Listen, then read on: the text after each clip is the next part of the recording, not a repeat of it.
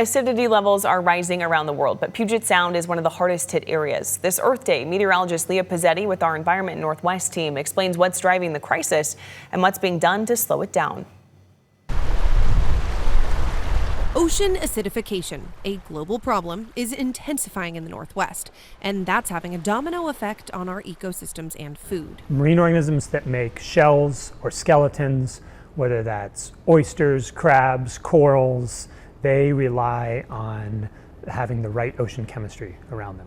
And as that ocean chemistry changes because of us, it makes it a lot harder for them to grow. A study from the University of Washington shows industries like Dungeness crabbing, the largest fishery on the West Coast by revenue, is expected to experience massive decline. There's been a really big question about how coastal regions, like the really productive fisheries along the west coast of the U.S., the places where we live, work, and play, how the extra carbon dioxide is going to affect them. Alex Gagna, principal investigator on the study, says West Coast waters are naturally acidic because of something called upwelling.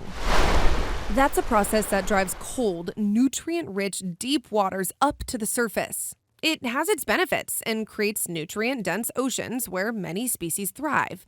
But this water is also naturally more acidic. Then, when you add in the fact that the ocean absorbs a quarter of the carbon dioxide emitted from humans in the air, it creates extra acidic waters.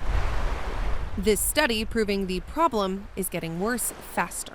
Daunting information made possible by a small creature. Cup corals collected more than 130 years ago capture the makeup of ocean waters before the Industrial Revolution, showing the change. The U.S.'s first purpose-built research vessel, the USS Albatross, old wooden tall ship, was going up and down the west coast of the United States in the 1890s, 1880s, looking for halibut fisheries.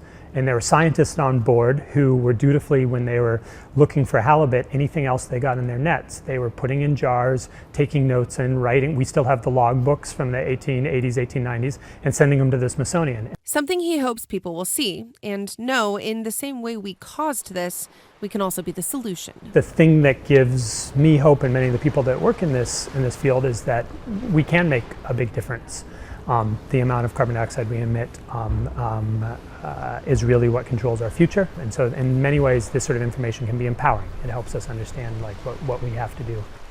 The Northwest is actually at the forefront of figuring out if there's something else we can do with this excess CO2. Because energy is so affordable in the Northwest, it's a really good place for testing. So there are multiple companies trying to figure out right now if we can take excess carbon dioxide from the ocean, from the air, and put it somewhere else. Places like cement, rock, a huge step in the right direction. For Environment Northwest, I'm meteorologist Leah Pezzetti.